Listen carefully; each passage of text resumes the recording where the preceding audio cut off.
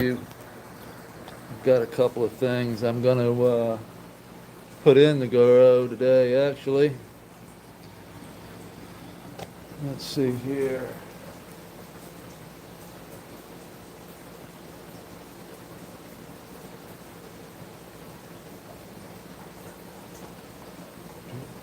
I got a potato that's spudded out a little bit, and I've got an avocado. So what I'm going to do is just kind of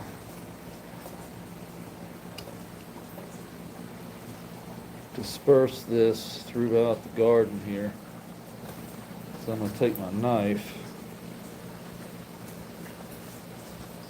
chop it up a little bit.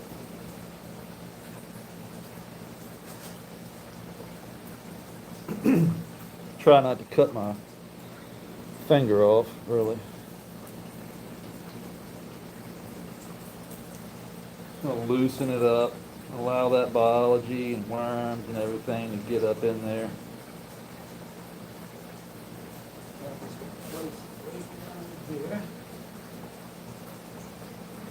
I'm not going to push it down or anything. I'm just going to lay it on there.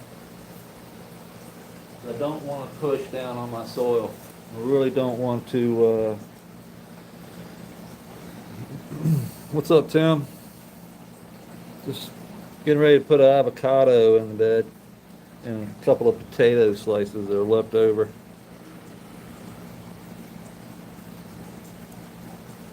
This avocado is not, I don't even think I need a knife there. It's just gone bad on me.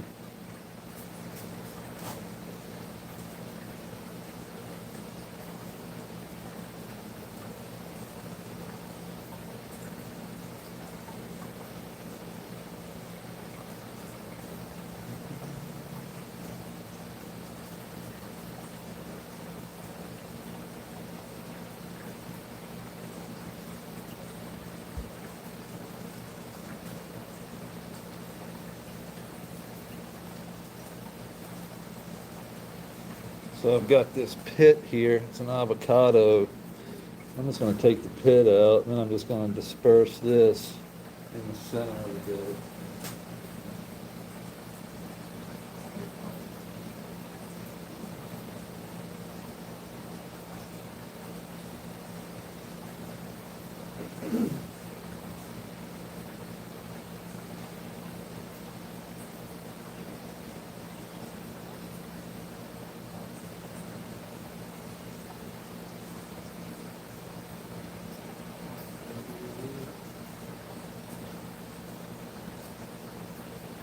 This is the one of the nitrate pads I had in the creek. I'm gonna take this phone off here. What's going on, Rose? Appreciate you stopping by. I've just got this nitrate pad here that I had in the creek, and it's been completely cleaned now by all the worms. Let's see if there are any worms left. This is the one we put in there a couple days ago. You can see it's being cleaned right now by all the critters. Cleaning all that shit out of there. You can see isopods. I can see earwig right there.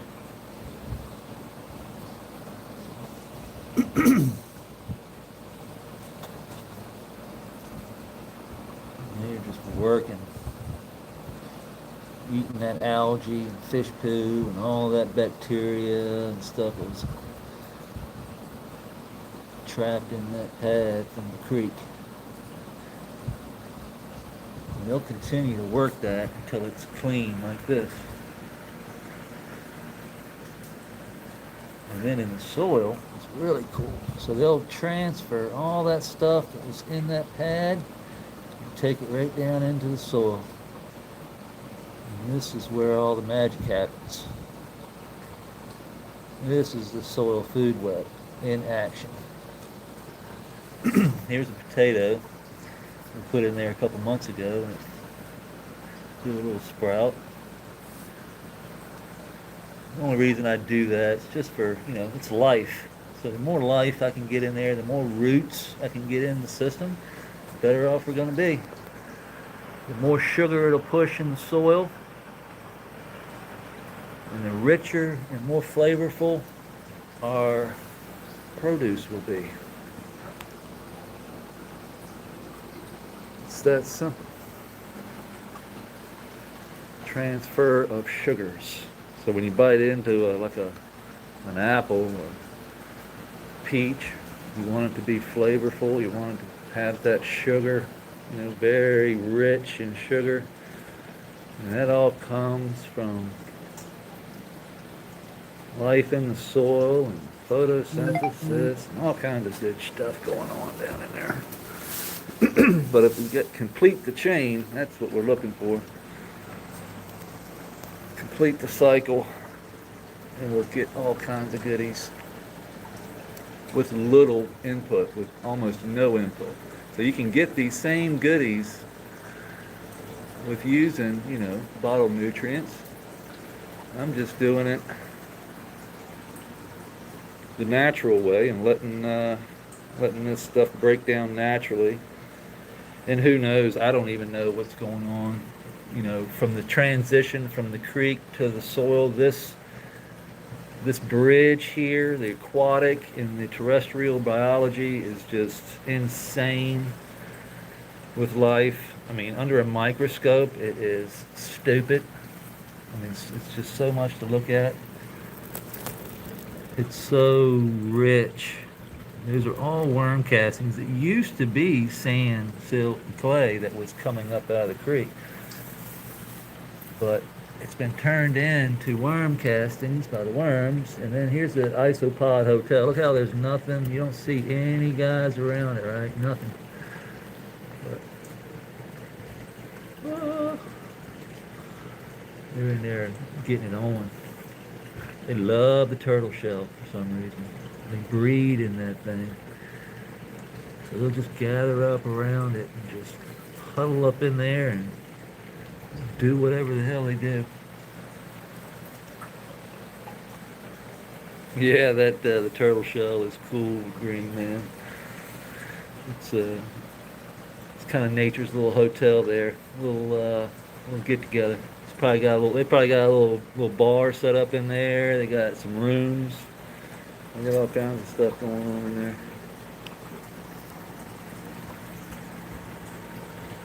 This flower is so freaking terpy. I can't even tell you how terpy it is. It smells like bubble gum and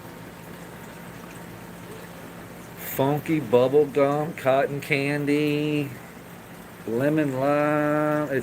Oh man, it's just all over the place. And it stays on my hand for like a long time. Quite lovely. Seeds are starting to form. This is my first time actually seeding something on purpose. So I'm curious as to how big these buds are actually going to get, because we pollinated, early in flower. So I'm curious as to how big they're going to get. They're already like full of seeds. You can see the seeds just starting to form everywhere. Like those right there, that's a seed pod coming. All those little nuggets are seed pods.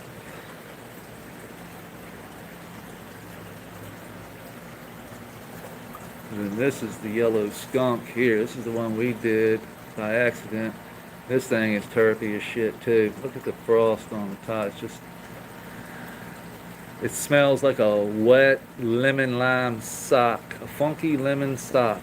Like if you had a gym sock and then you put some lemon lime in that funk, that's what you get. That's what it smells like. It smells like a funky lemon lime, like gym sock, sweat.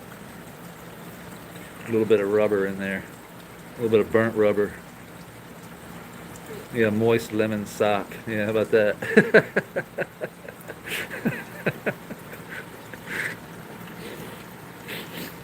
say, woo!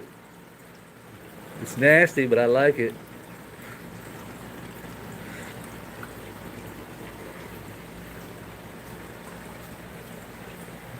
Let's see, look at these shrimp underneath there. I plucked one of those leaves off yesterday. One of these elephant ears right here. You can see it right here. I just broke it up a little bit and threw it on top of that sand silk, or that organic, worm castings now. But look how wet that worm casting stays. It just stays that perfect moisture level.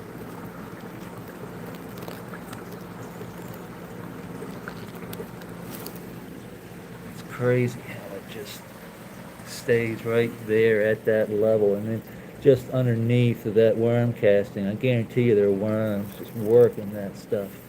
Yeah, I'm gonna take a stick and just here. I bet there are worms just underneath the surface somewhere around in here. Snails. There's a snail right there. Freshwater snail. I don't like messing with it because I don't like pushing down on it because it compacts and makes it to where the critter, there's a worm right there. It's where the critters can't move it. So as these worm castings, they're little balls, you know. And if you keep those little balls are easy to work. As long as we don't go mashing down on it, or pushing down on it, or stepping on it, you know, those little balls stay aerated, and it keeps aeration. And that's one reason why all this moisture isn't gone anaerobic yet.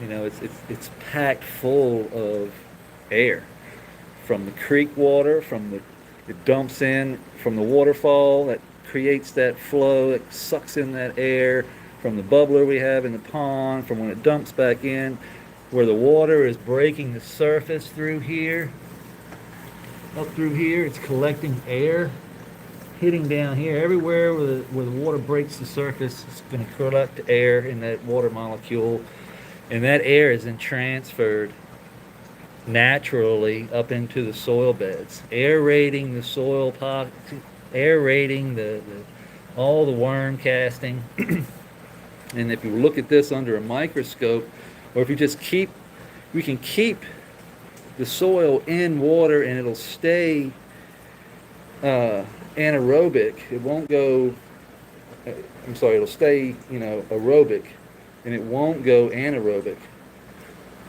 because it has so much air trapped inside that moisture. It's kind of crazy how it works. And until that air is depleted, everything stays balanced. But say, for instance, I cut the flow off and everything goes stagnant, and that air isn't moving and flowing like it should inside that water, everything will turn into a swamp. Like, it'll start to smell like shit. It'll smell, all that anaerobic bacteria will start to build up, and everything in here will go to shit. We'll start seeing fungal disease. Everything will start yellowing. The plant won't be able to take up the nutrient it needs because it's being drowned. Basically, there's no air for the biology to break down that mineral and start mining that organic matter and all that sand, silt, clay, and worm castings, all that shit.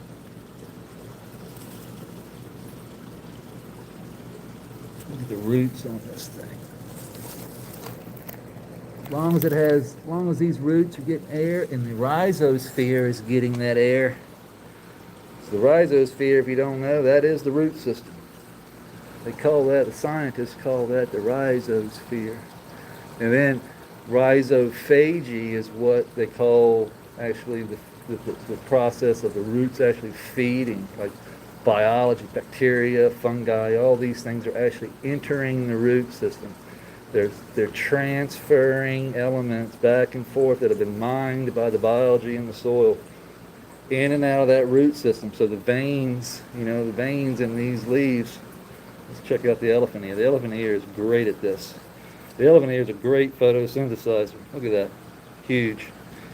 huge big ass leaves, but they also have a vein system here that is easily seen.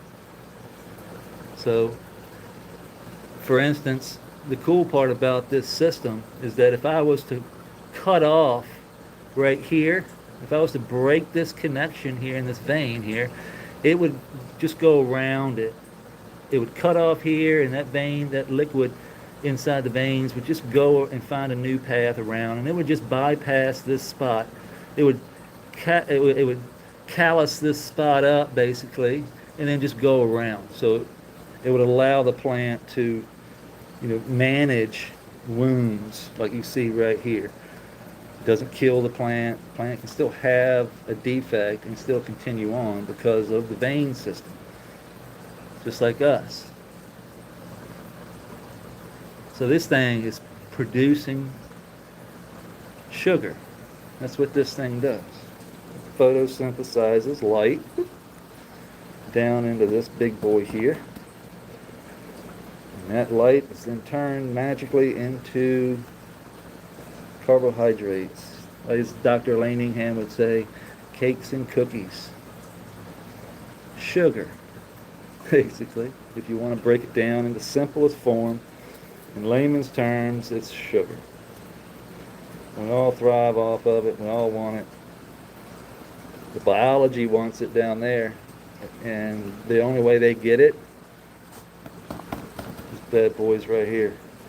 All the green, all these things that are photosynthesizing, pushing that sugar down into that soil.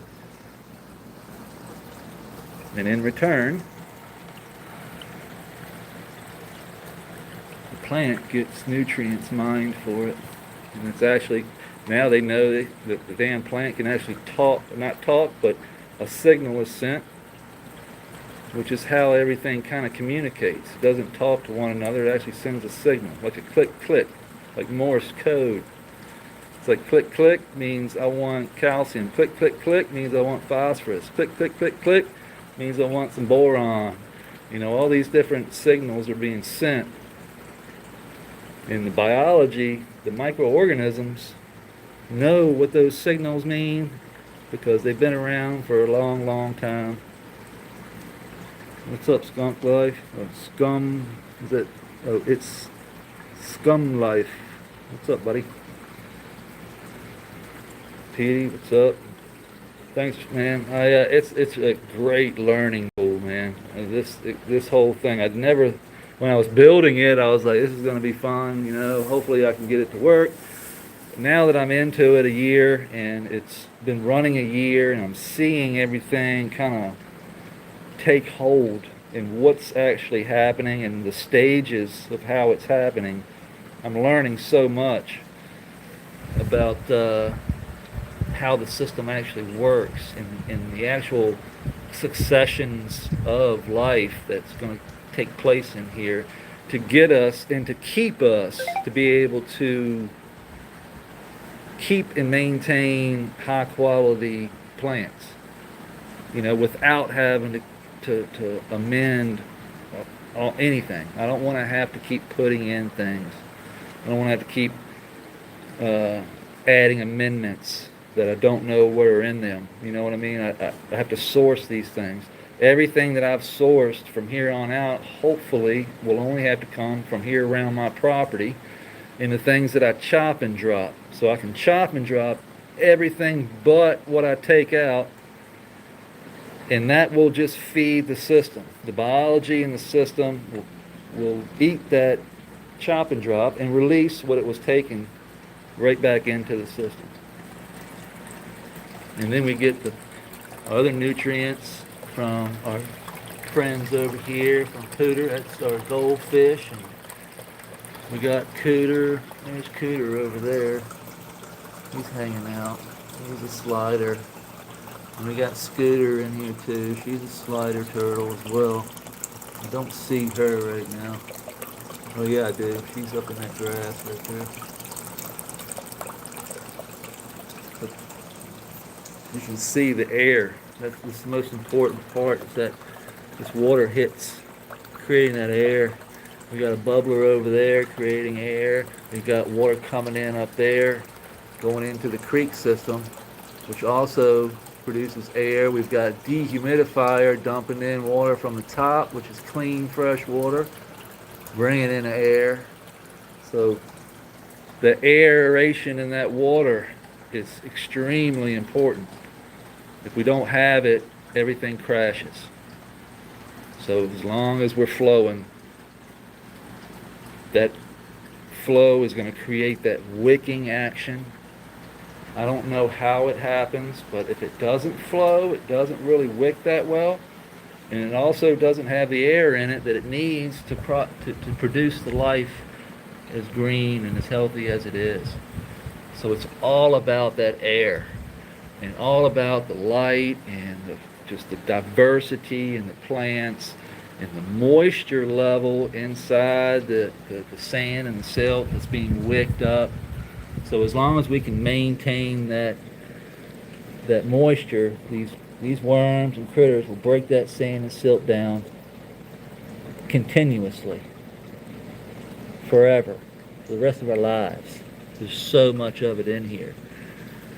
So there's no need to bring in other elements from like kelp meal and alfalfa meal and all the other bone meals and all that crap. We don't need it. It's all trapped inside the sand and silt and the clays that's inside that creek.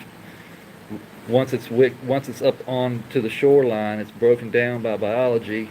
All these things are released, and we can literally turn the same sand, silt, and clay that's in the creek into these worm castings. Alright, so the worm castings over here will just extend right into the bed. And I don't touch it. You can see the ball. You can see their little circles. As long as we don't go pushing down on those little worm castings, they will stay aerated. They'll stay to where the critters can move through them easily. Look, there's a worm right there. They're right underneath the surface, just working that sand and silt.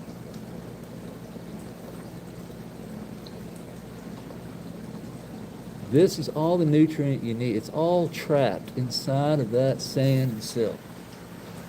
We just got to get it out of there. And this is how we do it. We do it just like Mother Nature. We line it on the edge of a creek, maintain that moisture flow, and the biology does it for us. Like, the biology is already there. This has been running for a year. 1 year it's been running. Not two. It took a year to build. So the timeline starts from when I started building it. And then it took 10 months to build, another 2-3 months to dial in. And then we turned it on January 17th of last year, the creek. So we filled up the water, we turned it on, and we haven't turned it off since January 7th. So a little over a year, almost a year and a month, that the creek has been running. None of this was here. You go back on my Instagram and look, it was bare rock and sand and water. That was it. Everything you see in here just grew on its own. Like, I did not put this in here. It just came. It all come from my IMO 4 and 5, from where I harvest IMO, basically soil, from around my property here, and I add that soil to my super soil that's that's high nutrient dense for these plants. And we sandwich that nutrient dense super soil. And so what I did was layer that sand, silt, clay down at the bottom. This is a horizontal system. So excess water goes down, that's down the bottom of the hole down, that's the floor. So when the plants aren't in here, when these huge plants aren't in here, there's water down there because the plants are wicking up all that water. When I go cut, all that water is released and it rushes down to the bottom of the reservoir where it sits outside of the of the soil zone, or the soil layer, because we don't want the soil sitting in excess water. That's what causes anaerobic bacteria down here in the lowers. We need that water to continue to hit that clay layer, sand and silt, and then slowly seep down into the water table, which is at the bottom. So if you buy a piece of property, the first thing you do on a piece of property is you're going to mark out a well and you're going to drill down. All right, you're going to, however far you got to go, depends on, that's where your aquifer is, where the groundwater is, if you have any groundwater on your property, which you hope to have. If you ever buy a piece of property, that's the first thing I would make sure you have is access to well water. Drill a well. It's essential.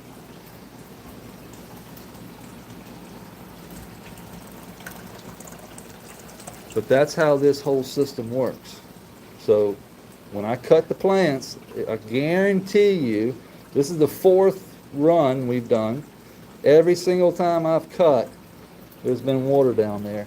But there'll be less water this time because we have more grass, more of the dog fennel, more of the cover crop, so to speak, wicking up a lot of excess water as well. And we have the monstera, this is the terrestrial side. This is Digger's domain over here. This is the terrestrial. It's not connected to the creek. We are going to be building a whole new system. This is going to be set up for food only, and we're going to have a whole new YouTube channel called Yellow Skunk Pond Gardens, and it's going to be dedicated just to food. And we're going to actually show the build process from here on. So my first video on the new channel will be probably me going to Luckstone and getting the foundation rock to lay the foundation, because we're not going to build a box this time. We're just going to do it out of stone, all of it out of stone. And then we're going to line that stone, the inside of that, with pond liner. Probably come up maybe 3 levels, maybe about, I don't know, a foot or so, 12 inches, maybe 13 inches off the floor, and then throw the pond liner in, and then everything else goes inside the pond liner. Just like this one over here. Except we built a sandbox, so to speak, for this one over here, because that's how I wanted it to look. But I think if I was to build another one like we are, we're going to go all rock, skip the wood. We don't need it. It's just something that's going to rot over time and disappear anyway, so the rock will be here forever. Oh shit, did you see that? I just saw a damn lizard. That was a damn, looked like a golden skink.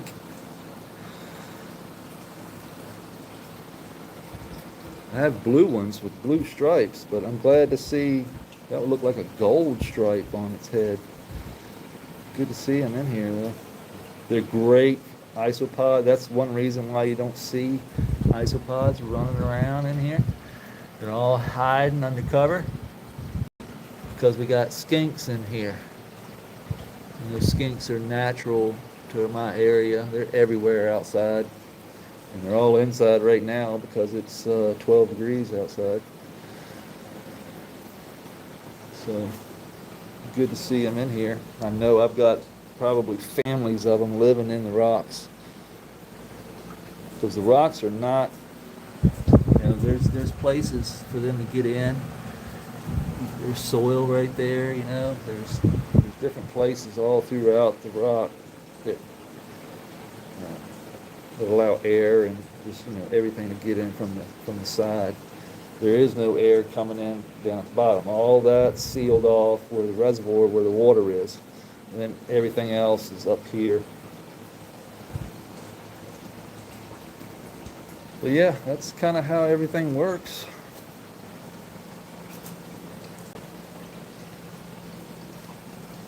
The soil level did drop at first. After the first run, yeah, the soil level dropped. The key to keeping the soil from dropping is to not keep putting a lot of mineral, like a lot of kelp meal alfalfa meal, all these additives, all these toppings that you're putting into your soil, that's what's breaking down super fast. And it's giving access to, nutrients to your plants. Great. That's how it's done in a small pot. In a huge pot, a huge system like this, the more the better. But we also have the sand, the silt, the clay that over time is broken down and gives us those minerals that we need. Everything's trapped inside the sand, silt, clay, organic matter.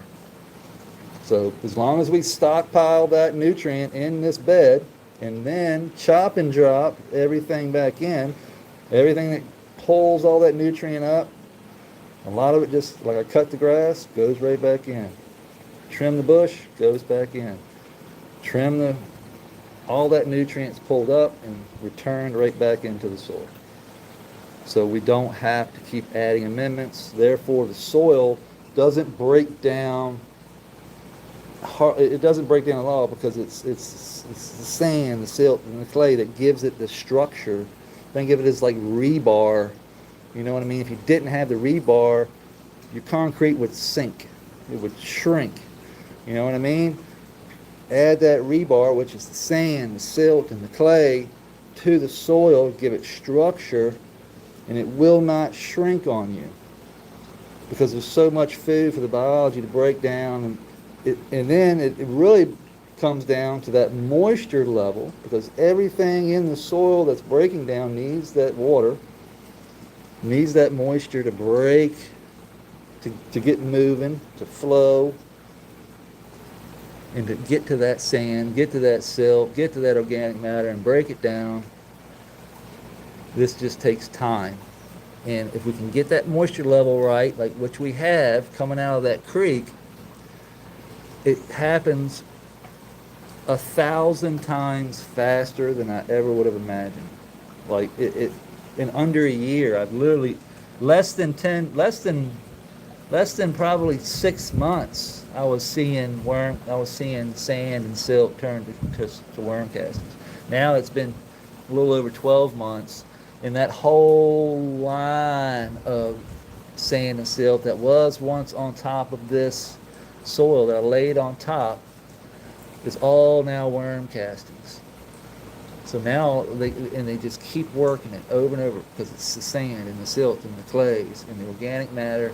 And now it's been worked through once by the worm, and then it gets worked again and again and again and again, all the way down until it reaches that fulvic and humic acid that we're looking for. It's a mind-blowing freaking thing, but it really is nature at its finest. And if you realize how it works, I didn't know anything about this shit 3 years ago. Like, I'm learning right now myself. So I don't know everything. I never will. But it's cool to be able to see and learn how it happens right in front of your eyes. And then to be able to do things like this to get the nutrient out of the creek. So you just place this in here, and and then we can, as it cleans, we can just run our hand through here, releasing some of that poo. It'll get caught in the nitrate pad. There's biochar inside that nitrate pad, so we could bring that just activate it now. We could just spread it along the top of the soil if we need it, if we want it to. We don't. I've already done that multiple times, but we don't need to do it over and over again because biochar is here forever. And this bed isn't that big, so we wouldn't want to overload one particular thing. That would be a bad thing.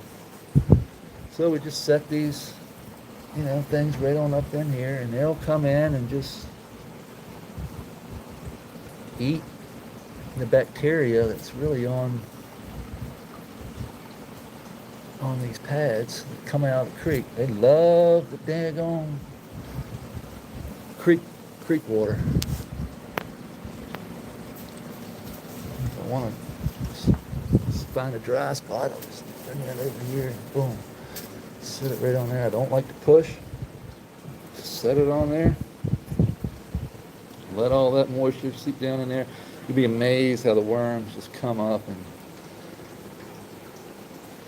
start start to work it. Pretty cool.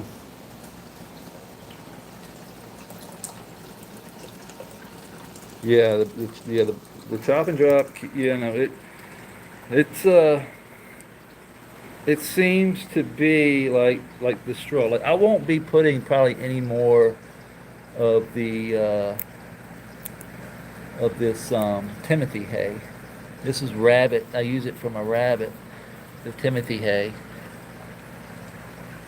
That's what takes the longest. All the green, the dog fennel. This is a little dog fennel. And then, we always, if this gets out of hand, we just chop and drop this stuff too. Everything's a little different type of food. Potatoes growing, I can chop that off, drop that. All these little stuff here. I always chop it. I wouldn't just take that and lay it down full. I'm always, when I say chopping, I'm chopping it up. I'll fold it, break it up. This just makes it easier for the biology to break it down that much faster. And it goes quick. I mean, once it gets going, like here's the male stump. This is the male stump. This has been gone, what, 3 weeks maybe? It's like completely nothing there anymore hardly. Like the roots have been completely broken down. Like it just falls apart. You know what I mean? This is excellent chop and drop. Like, let me just pull this back a little bit. Like, look at all that. Look at the worms. They're just coming out. Look at them cleaning that pad. That's what I'm talking about. So all those worm castings trapped in there, they'll fall right out into the soil. So look at that. Look how clean it is now. Crazy. And they'll take it right back down in the soil, and that's what we're talking about. We're feeding the biology. Like we got these. Just put this old avocado that got rotten in the kitchen there. Just gonna stick it right down in here. You can see the worm casting. So the worms will come up and just eat that. Distribute all that goodness throughout the soil.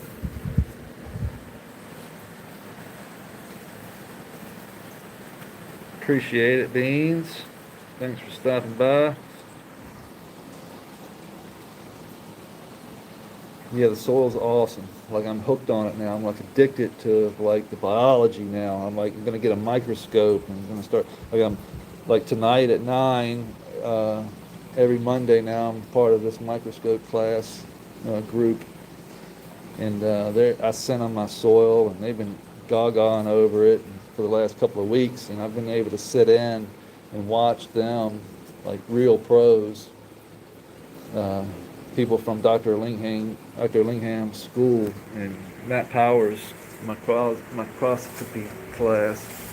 They've been looking at my soil that I sent, and I've been very impressed. They're impressed, but I've been impressed too. I must say, I think as long as we set the system, set the stage properly, set it up right, it'll do it itself. We don't have to do anything as long as we set the foundation and give the critters and the biology and everything they need to create an ecosystem for themselves. They'll do it for themselves. We just got to set it up if we want to come inside. Outside, we got it going on. But if we want to bring it inside and let it and be able to study it and actually, see things for ourselves and watch it grow and the stages it goes through and what we need to do and what we don't need to do. All this information that I'm gathering is going to be useful information for anybody else who wants to do something like this, and I'm willing to give it for free. I'm not doing this for money. I'm doing this for educational purposes only, and when I say that, I mean it. And if you want to buy a t-shirt or something, great. buy a t-shirt from my website. But as far as the information to do something like this, if you want to build one, I'm here for you. I'm all about it. All about it. Man, it smells fucking shitty. Smells like, I don't even know what that smells like. This is one of the yellow skunks. Let me try another hand here. That one's contaminated. Oh, that's straight lemon. Oh, that's got some lemon in it. Little pine, little lemon. You can see the seeds starting to form.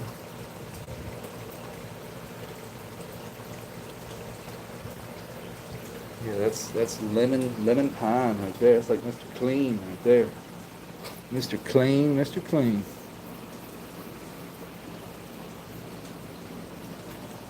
Go around here and check the backside here real quick, make sure there ain't nothing. I got a duck and dive and crawl back here now. Got the ivy coming through the back. See the ivy coming through the back hole here. When this gets long enough, I'm just going to string it up like I did this one. You can see it coming through. This D-hue is just sitting here, dumping water into the back here. You really can't even hardly see the damn thing anymore because of the grass.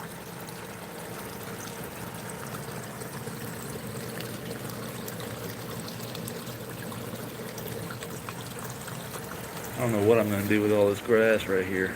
That was just a little bit of grass when we first started. And it has just completely taken over that hole there. It's crazy. But yeah, this is the back side.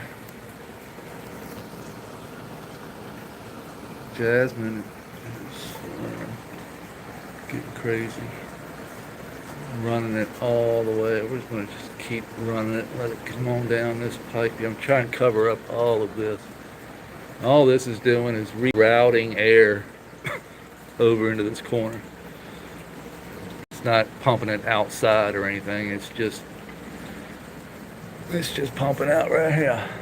See that? That's closed. Supposed to be closed. But yeah, you can see all of this. We had a runner, so where's the runner end at? The runner stops here, and then all of this just goes on up and then continues on over and runs all the way across, all the way around the other side of the bed. It's all the way down. This is all by purpose, so it's all covering all this rock here.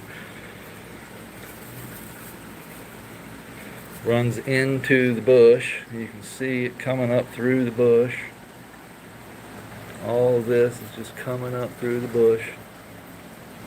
The jasmine is quite crazy.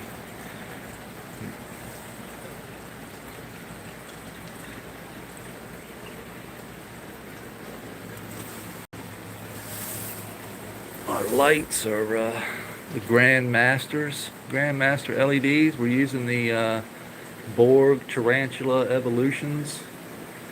Look at the driver on that thing. It's as big as the light. And some of the other lights got those little tiny drivers. No, this is Ferrari of Ferrari lights. I appreciate that, man. Same to you, my friend.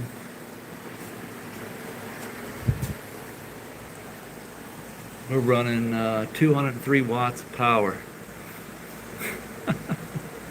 pretty crazy. 40% on there's 4 different channels. I've only got 40% running on the first channel, 20 on the second channel, 20 on the third channel, 0 on the fourth channel. These are all different spectrums. So you've got cool white, warm white, red, far red. I don't have any far red. Don't use it. Don't need it. Uh, I use the red at 20%. And then what will happen is that you can see we can adjust each one of those lines of light.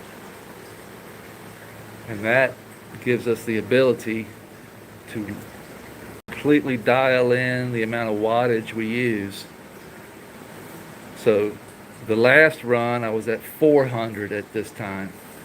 Now I'm realizing that I can get 1,000 ppfd and keep my DLI perfect and only push 200 watts simply by dialing in the correct spectrum of light that we need at the right time. It's crazy how it works, but it works. And you don't need that far red, because that far red just makes these things stretch like crazy.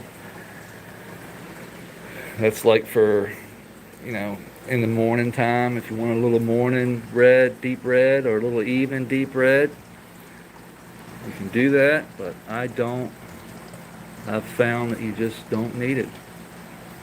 We will end up on just the cool blue. So when we get down to about the last 2 weeks, we'll just turn on all the blue.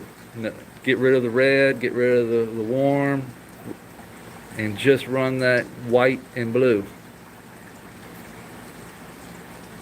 And that will finish us off.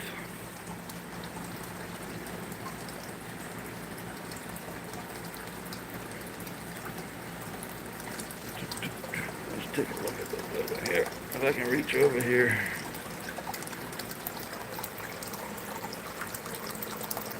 That's going to be a beautiful flower.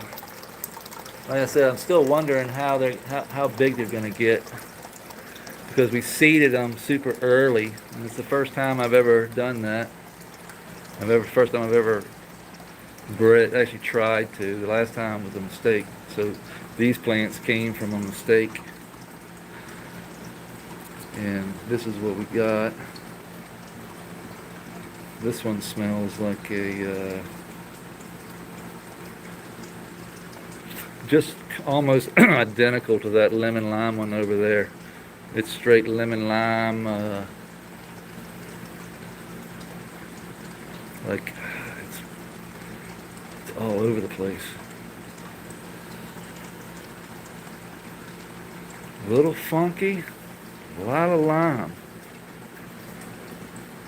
a lot of lemon and lime.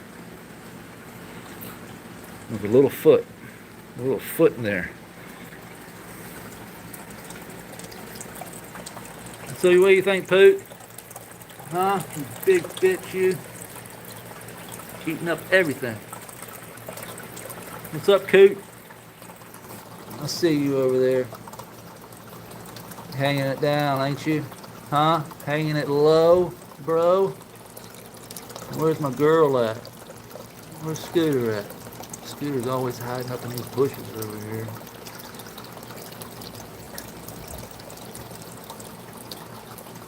Can't see her. She's up in that grass, though. Oh, there's Plinko. Plinko's out. Algae, look how big he's got. Holy jeez. Compared to Pooter, he was tiny compared to Pooter. That's insane. There's a couple of mollies. Sorry about my damn camera work here. Oh, there's the shiner. He's the first fish we put in. We caught him in the minnow trap down at the reservoir. He's been in here the longest. Still kicking too. Big boy. Nothing messes with him. He's kind of like the muscle of the tank. The muscle of the pond.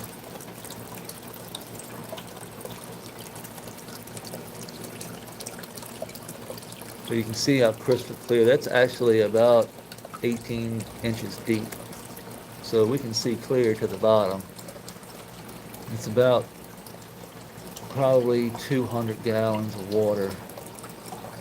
It just doesn't look like it. but it goes from over in that corner, goes back up in there. So actually, you can look back up in there, and it goes back behind that log. There's Scooter. There she is right there. Get over here, Scoot. I'm trying to get you on camera. Anyway, they can go back behind there and hide. So that goes back behind there, and then it goes all the way over there. It kind of cuts up underneath in there. Kind of cuts up back up in there. All those rocks and stuff down there, they can all get in and out of that stuff. Just make sure that, there are no like turtle traps. And what I mean by a turtle trap is like where you put two logs together or two rocks together and make it to where if they wedge themselves in, they can't get out. So they'll kind of swim and kind of get stuck and not be able to get out. And these, they do need air, so eventually they have to come up and breathe. And if they get trapped underneath there, they can drown.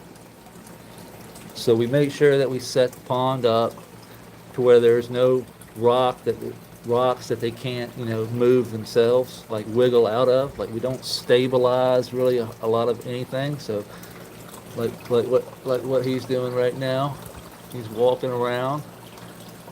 Everything has already been stabilized basically, so everything's in its place.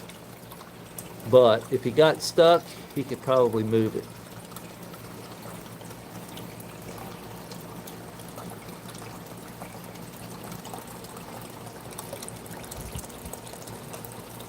Like he can get up underneath the log, up underneath that log. They can pretty much do anything they want, go anywhere they want. They can come up. This is where they're bask. The basking zone is right here.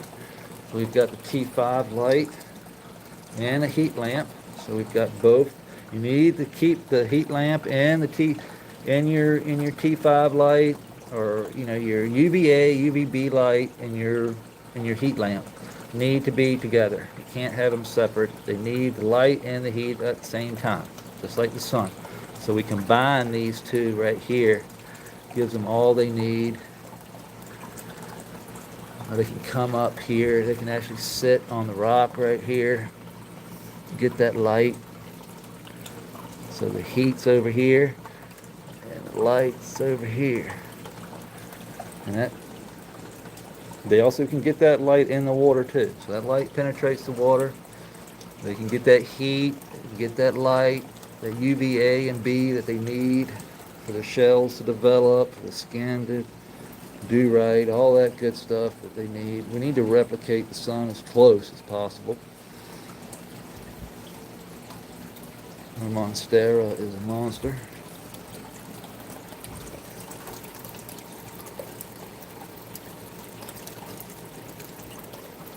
Explosive growth. We staked that up just so it wouldn't grow across the pond. Like over there, it's going to be ended up touching the waterfall over there. That might not be good when it hits the water and flings it everywhere. But love the Monstera. Digger, oh, I see Digger. Digger's ass is out. We got the aloe plant hanging out here. We did take one and stick it down in there. See if it would grow. Oh yeah, we do got roots. Nice. Digger's ass. Digger's our box turtle. Our eastern box turtle. What's up, Dig? He was rescued on the out on the highway by the nieces and nephews, and they brought him here. And we had to build a whole new side. We built all this for him, not really knowing we were going to build this. But what I'm going to do is take down this wall a little bit. So we're going to just chip out these rocks here, maybe about halfway down, come up, and then connect the new structure right to that. And there'll be a bridge here coming into the farm area, This will be the food area, the garden area, food. Pond will be there. The mountain will be back there. We'll run that creek down the mountain. The creek will run down through here, zigzagging a little bit, turn, come back into the pond, just like this one over here. We'll set it up exactly the same way, make a few changes here and there. And we'll be planting tomatoes, squash, beans, herbs. So we'll have an herb section. We'll have the tomato plant. We'll have probably I'm thinking 2, maybe 3 more lights. Thinking probably gonna need 3. 1, 2, 3. Kind of like we have over there. So we do 1, 2, and 3. And that'll light this bitch up. We'll be able to come in here. We'll move all this stuff. Will go out. We'll be able to walk around this. We'll be able to walk around that. We'll be able to walk around and up in there to where we can get into everything. We'll be able to get around there. So we'll just walk right around through here. And still be able to come up in here and get to everything. We'll be able to then, this will be gone. We'll be able to lean over into here. We'll be able to get all up in there. We'll be able to go around the backside, get into that. We'll make it to where we can access this corner here. The mountain will come up, and then come down, and then come into here. And that waterfall will come whoosh, whoosh, and then adding that sand and silt to each of the sides. So we'll have soil on this side of the creek, and we'll have soil on this side of the creek, all the way around, and then soil in the center. So it'll be cool. Now that I know kind of what I'm doing, once it warms up a little bit outside, above 20 degrees at least, we can go get some foundation rock from Luck Stone and start the process. Probably take me, I'm not going to put a timeline on it because I don't like putting time frames on myself, because I'm not retired. I still have a job and still do all that shit. So I'm hoping to have it done by end of the year. So we'll take the spring and summer and just slowly work on it. We'll put it all on live video on the new channel. So the first video on the new channel will be probably me going to Luck Stone, getting the rock. What is that on the wall? Is that Granddaddy Longleg over there? It's a fucking Granddaddy Longleg. No, it's not. That's a spider. That's like a wolf spider or some shit. No, that's just a mosquito eater. Yeah, that's one of those skeeter eaters.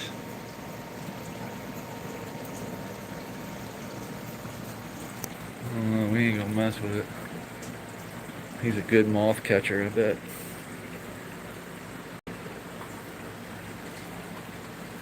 Let's take a look at this one again. I love the smell of this thing. I just love looking at it.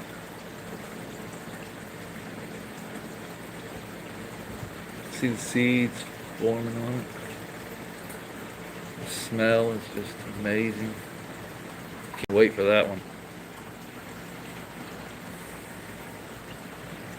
Let's see, I've got the package for that back here. That's Marmalade Grove by Jolly Pond Farm that we just seeded. So this actually said 50% germ rate, immature seed, special release, gift only. I got this at February Fire like 3 years ago.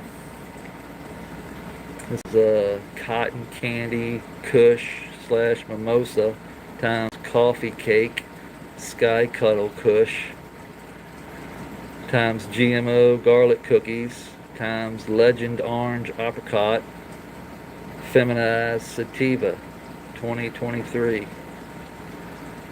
Photo period 80 to 90 days. Bred by Jolly Pond Farm.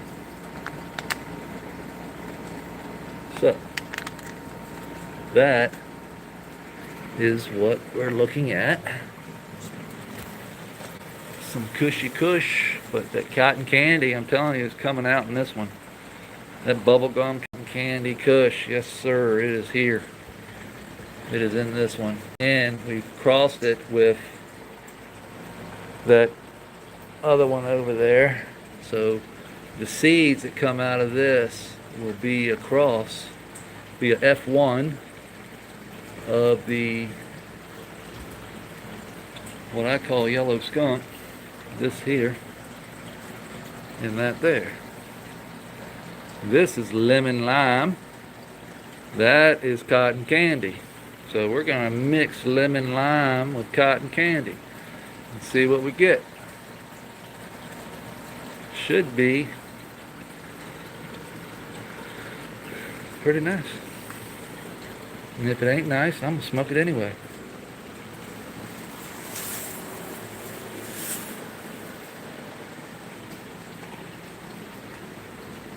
Alright, we've gone an hour today.